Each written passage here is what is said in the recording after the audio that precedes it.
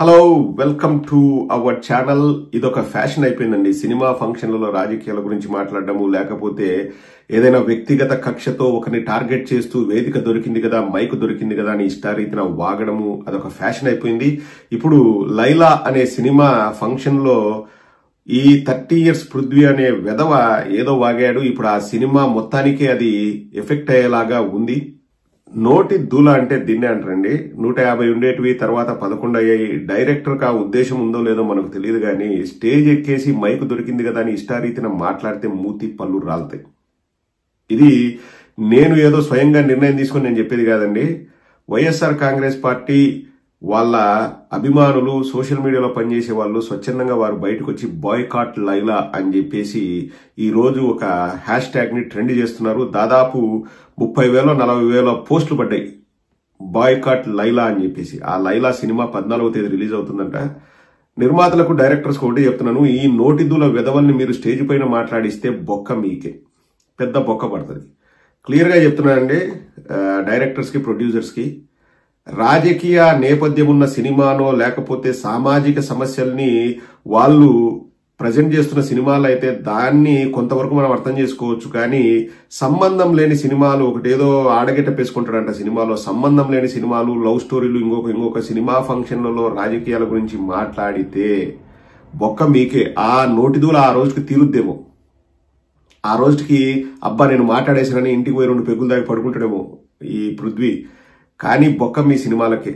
Republic cinema ఏమైందో మీకు తెలుసు, గేమ్ చేంజర్ ఏమైందో మీకు తెలుసు. ఇది 3వ సినిమా. దయచేసి నిర్మాతల్ని, డైరెక్టర్స్ ని మేము అడిగేది ఏంటంటే, సినిమాను సినిమాగా చూడండి, సినిమాను సినిమాగా తీయండి, సినిమాని సినిమాగా ప్రమోట్ చేసుకోండి. ఆ వేదికలు ఉన్నాయి కదా అని చెప్పేసి రాజకీయాల గురించి మాట్లాడితే మాత్రం చెప్తున్నాం కదండి. బాయ్కాట్ లైలా అని చెప్పేసి ఆల్రెడీ 30,000 పైచిలుకు పోస్టులు వచ్చాయి.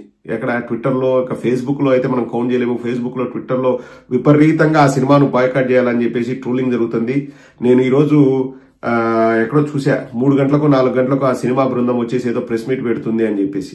ఇప్పుడు వైఎస్ఆర్ కాంగ్రెస్ పార్టీ గురించి ఎవరైనా మాట్లాడితే క్లియర్ గా చెప్తున్నాండి, డైరెక్టర్స్ కి, ప్రొడ్యూసర్స్ కి, దీన్ని మీరు ఎలా అయినా తీసుకోండి, హెచ్చరికగా తీసుకోండి, లేకపోతే రిక్వెస్ట్ గా తీసుకోండి, మీ ఇష్టం. 1 కోటికి పైగా మాకు ఓట్లు పడ్డాయి. అందులో 10 లక్షల మంది సినిమా చూశారనుకున్నా. ఒక చిన్న సైజ్ సినిమాకి ఎంతండి, 20 కోట్లు కలెక్షన్ చేస్తే ఈ సినిమా సూపర్ హిట్ కింద లెక్కేస్తారు. 10 లక్షల మంది చూసినా ఈ మాటల వల్ల 1 లక్ష మంది సినిమా చూడడం ఆగిపోయినా గానీ మీకు 1 కోటి రూపాయలు నష్టం వస్తుంది. ప్రొడ్యూసర్స్ చెప్తున్నా, మినిమం 1 కోటి రూపాయలు నష్టం వస్తుంది. ఎందుకంటే టికెట్ 100 రూపాయలు వేసుకున్నా 1 కోటి రూపాయలు నష్టం వస్తుంది. 2 లక్షల మంది ఆగిపోతే 2 కోట్లు నష్టం వస్తుంది. 3 లక్షల మంది ఆగిపోతే 3 కోట్లు నష్టం వస్తుంది. జగన్మోహన్ రెడ్డి గారి పైన అభిమానంతో, ప్రేమతో ఉండే వాళ్ళు యూత్, మరీ ముఖ్యంగా చెప్తున్నాను, ఈ సినిమా ప్రొడ్యూసర్లకు, డైరెక్టర్లు యూత్ ఎక్కువ ఉన్నారు. వాళ్లను హర్ట్ చేయొద్దు. వాళ్ళు హర్ట్ చేస్తే ఏదో ఆన్లైన్ లో ఏవో వెబ్సైట్ ఉంటాయంట, అందులో చూసేద్దామని చెప్పేసి మొత్తం డిసైడ్ అయ్యారు. అందులో ఏదో 3-4 గంటలకే వస్తాయంట, నాకు ఆ పేర్లు కూడా తెలియదు. దాంట్లో చూద్దామని డిసైడ్ అయ్యారు. ఎందుకు ఇవన్నీ అవసరమా? విశ్వక్సేన్, నిన్నే అడుగుతున్నా, ఇవన్నీ అవసరమా? ఎవరెవరి స్టేజ్ మీద పిలవాలి, ఏ వెధవల్ని పక్కన పెట్టాలన్న జ్ఞానం లేకపోతే మీ సినిమాకే కష్టం, నష్టం. ఎక్కడా డైరెక్టర్నో, ప్రొడ్యూసర్నో, హీరోనో బ్లేమ్ చేయాలన్న ఉద్దేశం అయితే లేదు, కానీ వెధవల్ని స్టేజ్ ఎక్కించే ముందు వెధవల గురించి కొంచెం జాగ్రత్త వహించమని చెప్తున్నాము. మాకు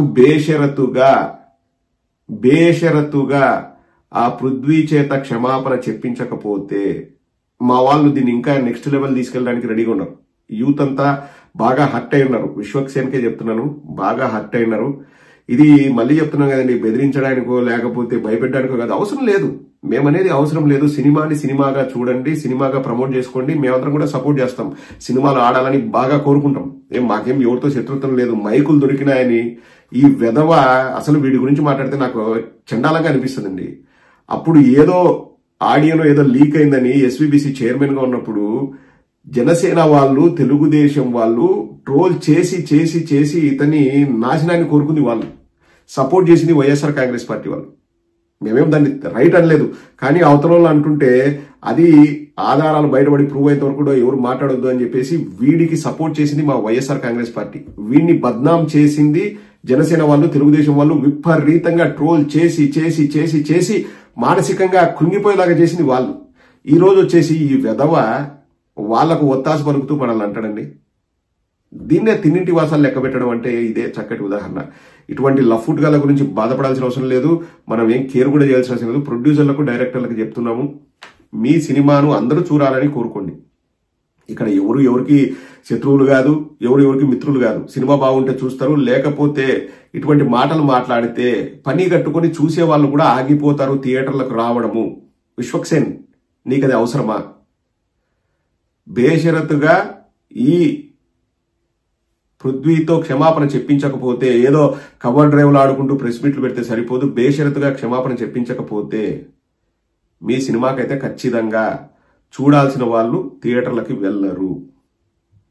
ఒక 10% వెళ్ళకపోయినా మీకు ఎంత నష్టం వస్తుందో మీకు తెలుసు. విశ్వక్సేన్ చెప్తున్నాను, మీరు సినిమా తీసేది ప్రతి ఒక్కరు చూడాలని, అవునా కదా? ఒక పార్టీ వాళ్ళు చూస్తే సరిపోద్ది, ఒక వర్గం వాళ్ళు చూస్తే సరిపోద్ది, ఒక క్యాస్ట్ వాళ్ళు చూస్తే సరిపోద్ది, ఒక మతం వాళ్ళు చూస్తే సరిపోద్ది అని సినిమా తీస్తారా? అందరూ చూడాలని సినిమా తీస్తారా? ఒక చిన్న క్వశ్చన్ అడుగుతున్నాను సినిమా వాళ్ళని. కాబట్టి అన్ని మూసుకొని, నేను చెప్పేది రాజకీయాల గురించి, అన్ని మూసుకొని మీ సినిమాలను మీరు ప్రమోట్ చేసుకుంటే మంచిది. వద్దు, రాజకీయాల గురించి వద్దు, ఎవరిని హత్య చేయాల్సిన అసలు అవసరమే లేదు, గుర్తుపెట్టుకోండి.